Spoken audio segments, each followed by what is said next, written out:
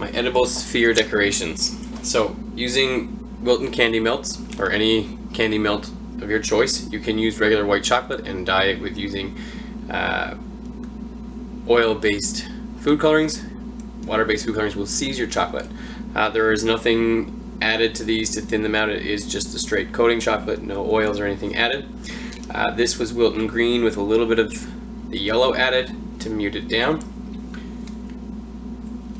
Add it to a piping bag and cut a tiny little hole in the tip. Now make sure you get that tip out of the way so it doesn't end up in your decoration. And I'm going to go in a zigzag or a stripe pattern in one direction of my pan, and I'm going to do the same in my larger half sphere pan. So these are actually silicone half spheres, and we'll place these together once they're set. I'm going to show you some variations with some egg shapes as well, but going with the half spheres, these are the ones you would have seen on Spring Baking Championship that I used on my winning cake. So here we go. We cut a small hole in the tip. Just make sure it's coming out perfectly, and with some light pressure, just go back and forth. Now, if you go over the whole pan like this, it's more mess to clean up, which is exactly what I ended up doing on the show, because you're in such a time crunch that really you don't care. Same thing here, getting where this is a deeper mold, you want to get all up on the sides as well. So we'll fill these in with some white chocolate so it won't just be stringy, so that you can get these spheres out of the molds easily. Now, there's our first color. At this point we could take our offset spatula and clean up our sides.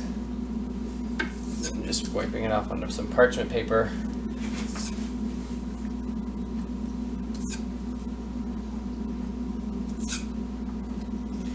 It's best to wipe away from the inside of the sphere, as you will add extra chocolate in it if you don't. Kind of like right here, you see I added more in because I wiped towards the sphere.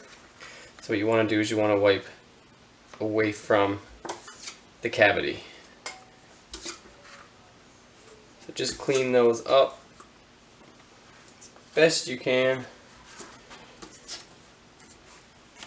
and do the same to this one. So this one's already started to set, so I may not be able to clean them up that great.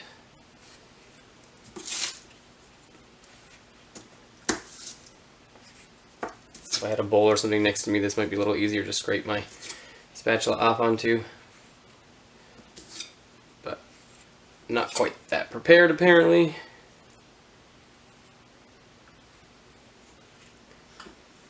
And you might need, depending on what you're doing, you might need this many half spheres. I'm just doing all the cavities because, well, they're here. When I did the show cake, I didn't make them all full spheres. I did add some half spheres, so I just left some of them as is when they popped out of the molds, and then some of them I put together. And I'll show you how to do that, because that's not just as simple as like, oh, I can stick them together. If any little pieces went down inside, I'm just going to shake them out because I don't want any set chocolate in there to ruin the design. Now I'm going to take my yellow. So again, this was Wilton yellow. But I added some white to this to tone it down. Again, cutting a little hole in the tip, but making sure I get rid of the tip altogether so it doesn't end up in my food. And I'm going to go in the same direction. Now I could obviously go across the other way with that, but give me a checkered pattern, which isn't quite what I wanted. So doing the same motion, I'm going to go in the same direction as the green ones. Now again, every one is going to be different at this point because you are just randomly adding lines, which is perfectly fine. You don't want everything to be the same. You do though want to make sure you try and get your yellow into, say, the red sections because the mold is red. Because if they're all just laying on the exact same spots as the green, you won't see them when they pop out because the green was laid down first. But you shouldn't really have that problem if you're just randomly dropping them in. Now I'm not trying to fill it because I do want to be able to see the white as well. So again, grabbing another offset, I'm going to take off the excess yellow. Being careful this time not to drop any of that green, because there is some set up green pieces there, and I don't want to drop them down into my mold. It's not a pretty process. You do have to work fairly quickly because these are candy melts. They will set fairly quickly as well, so it's not what we want. I'm going to lay them off to the side on a sheet pan. I'm going to do the same process with this one. Just taking off that excess on the outside. And again, moved over to a sheet pan. I am going to set these in the fridge to set before we add our white chocolate. So I just have them on a sheet pan for easy transport. Now just for cleanup purposes, I want to show you what I was talking about once the chocolate sets. So because it's on parchment, it'll all come right back off wherever I put it on there. So I'm actually going to take whatever's left in these piping bags, squeeze it onto these parchments as well, and let it all set before I take it off and put it away. So when I put it away, I'll probably, put it into a Ziploc, and then just leave it in an airtight container as well, so extra caution when storing my products, so that when I go to use it, it won't be gone bad. So I'm just going to set this whole piece of parchment aside. You can fold it in on itself. It's not going to matter because all the chocolate will, once set, pop right off in these little shards. See? Before I store it, I could remelt it all down into one homogeneous mixture, which I have done in the past. So it really just depends on my mood and what I have on the go, or I'll just put it away as is. I'm just going to fold it in on itself, like so. Because I'm going to do the white chocolate next, and I want it to be a clean piece of parchment.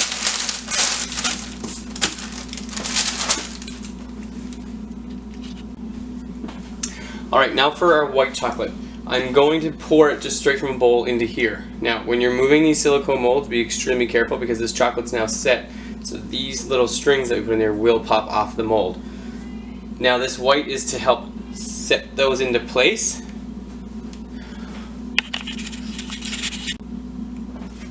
Alright, so the white chocolate. So I am just using candy melts for this.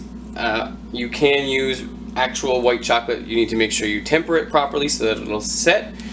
To avoid that, if you're not comfortable with tempering chocolate, I did temper it on the show to make the spheres, but if you're not comfortable tempering chocolate, candy melts are already pre-tempered. As long as you melt them properly according to package directions, you shouldn't have any problems. So what I'm going to do is I'm just going to pour a little bit into each mold. I don't want this to be super hot chocolate because I don't want it to melt the green and the yellow that are in there,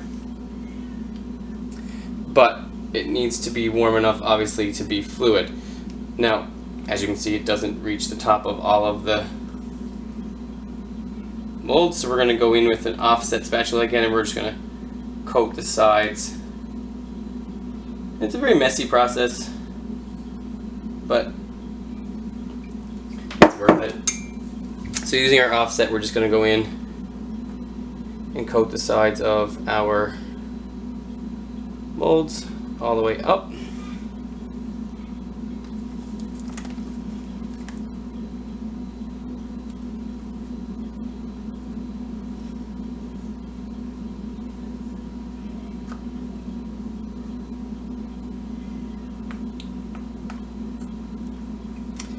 If I need to, I can take some from another mold. I'm not going to leave these this thick. I'm going to turn them upside down now in a second to clear out the excess chocolate.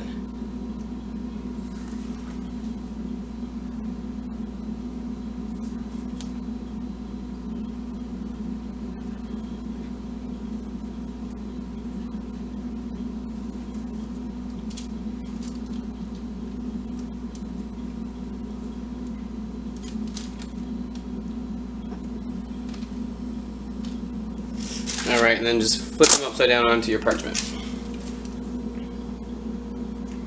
Because I want the excess white chocolate to run back out of the mold. So I don't want a solid chocolate. I want these to be hollow shells. And that's the easiest way that's going to happen. Now, if I wanted this to be a little easier of a process and not so messy, I could have put this chocolate into a piping bag and piped so much of it into every mold. But who does anything easy? Not me. But yeah, you could certainly make this less messy by doing it that way. And as you can tell, I have a slight cold here, so excuse the sniffles and the hoarse, coarse voice here.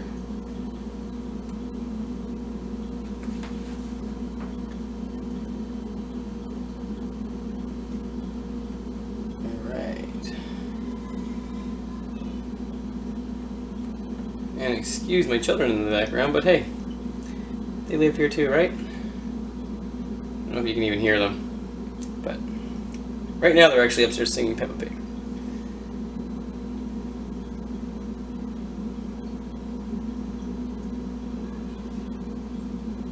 Alright, almost done.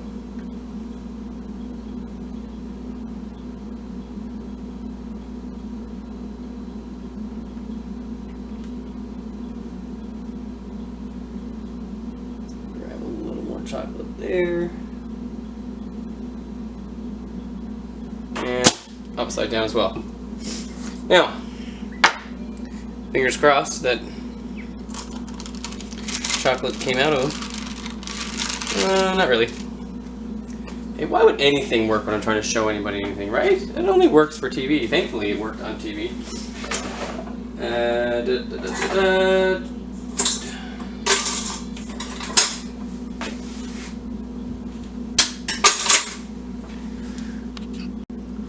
Alright, so one of the reasons why the chocolate didn't run back out is because this is this was a candy melt. If I had used real tempered chocolate, it's a lot more fluid, so I would have had it come back out a lot easier than what it is right now. It just runs, it kind of flows a lot more smooth, so that's fine. Just using the back of a spoon, I'm going to remove some of that excess chocolate that's down in the mold. Trying not to remove too much because it's exposing the mold itself.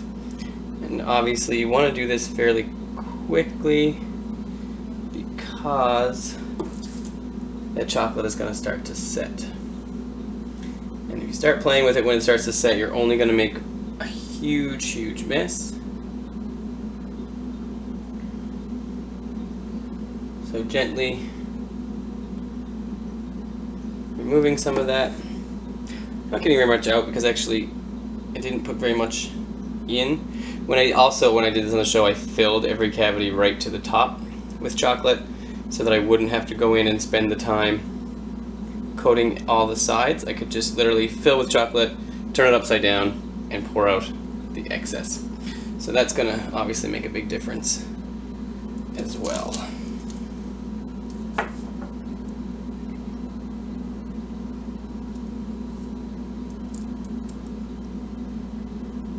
Alright, and these are going to take a little longer to set up in the fridge than the yellow and the green did. I'm going to do the same process though. I'm going to put them onto my sheet tray and I'm going to stick them in the fridge to set before I try and pop them out. Now, a couple of these ones did run for me, which is great. But I will finish that process for them with my ginormous spoon here. A little bit too big for this mold, but I should be able to get some of it out of there. Otherwise, someone will go to bite into it and probably break a tooth.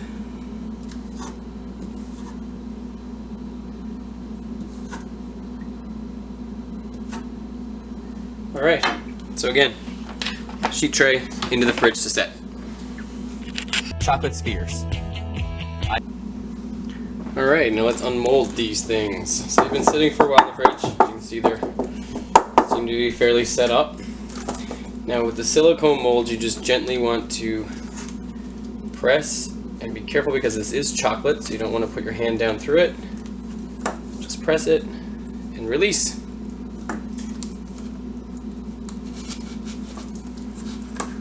Alright.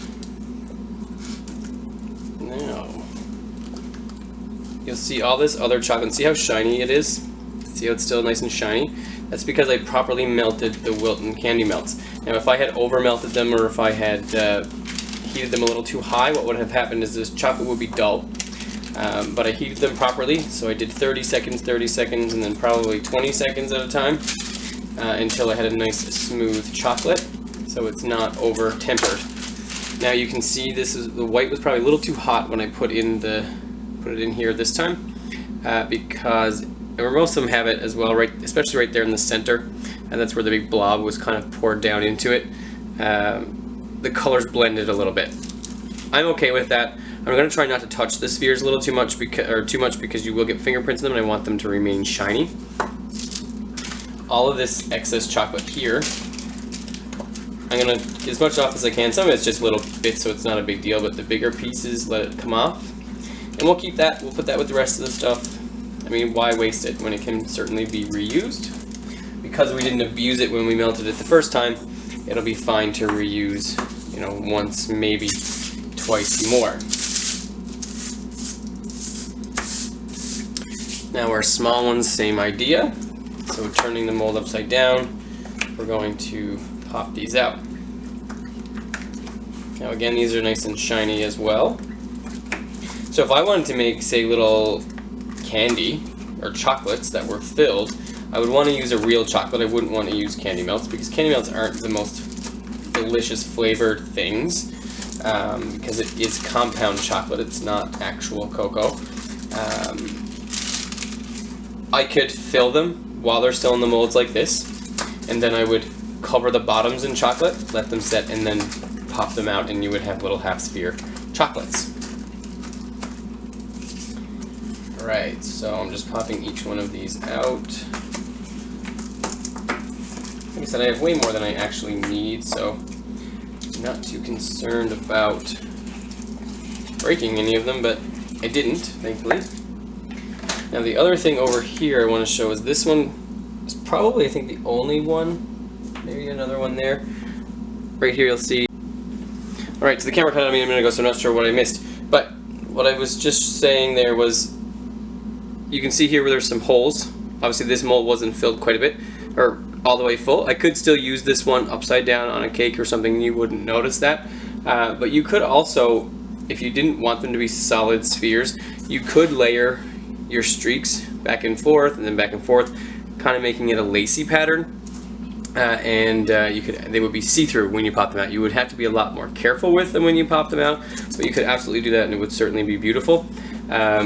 Again, you can see where the white chocolate was a little too warm, so I may have wanted to let these sit, the green and the yellow, sit in the fridge a little longer to make it super hard. When I did them on the show, obviously we had blast chillers, so they did set solid and didn't get that bleeding or blending like I did here. But they still look beautiful, and they'll certainly make a pop on your cake. So let's assemble them, in some of them full spheres and keep some of them as half spheres. Okay, for assembly I warmed up a pan. I don't want it burning hot, I just want it warm enough that when I touch a half sphere off it, it's going to melt the sides so that I can stick two of them together. Now you want to make this process fairly quick because you don't want to melt them too much. You want them to keep their shape. And then just with your fingers, run them together. And there you have it, a sphere. Just like that. I'm going to set them aside. Now I'm going to pick out some of the best ones because I did want some of them to be half spheres. I didn't want full spheres on there. So I'm going to pick out some of the nicest ones for that and set those aside. Now I may want to just run them over the pan just to clean up the edge of them and then set them aside. See how they have some excess pieces there? We just run them over our pan quickly. It helps get rid of that excess chocolate. So I'll do 3 or 4 half ones that I'm going to leave like that. So like right now I have my oven on a very like medium low. So it's halfway between low and medium. Just keeping the pan warm enough to melt these chocolate spheres enough to adhere them together. Just like that. Now I am using a non-stick, and that's on purpose because I don't want the chocolate to burn onto them, or stick on rather.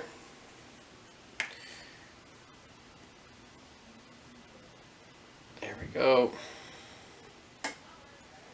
Now there's a hole in this one, so that one wasn't quite, either I broke it when I took it out of the mold or it wasn't quite filled in the mold. When I stick that on the cake, I'll stick that icing side down and you'll be none the wiser that that happened. So again, same with this one here, that was very holy from when I filled the molds. When I go to put that one down, I'll just put it so that those holes are down in the icing and no one will know the difference. So apparently the silicone mold set is an odd number. So I'm left with 5 half ones, and then I have 5 full spheres.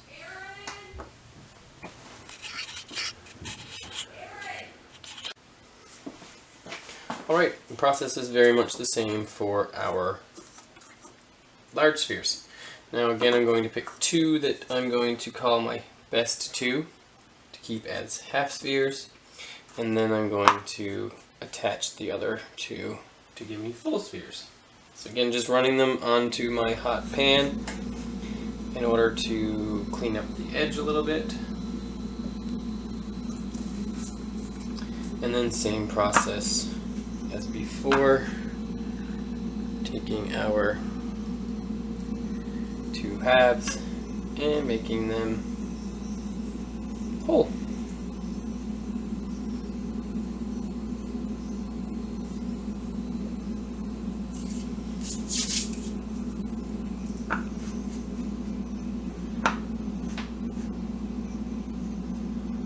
If I had my pan turned up any higher than I have it right now, I would end up with burnt chocolate, and you'd smell it after a while because there's chocolate all over the bottom of the pan. However, because I just have it on such a low temperature, just keeping it warm in order to melt those edges, it's not actually burning on there. Now I left it on there all day, yes, I'd probably have some burning, but at this low temperature for as quickly as this process goes, it's not a big deal. And then just set those aside until you're ready to decorate.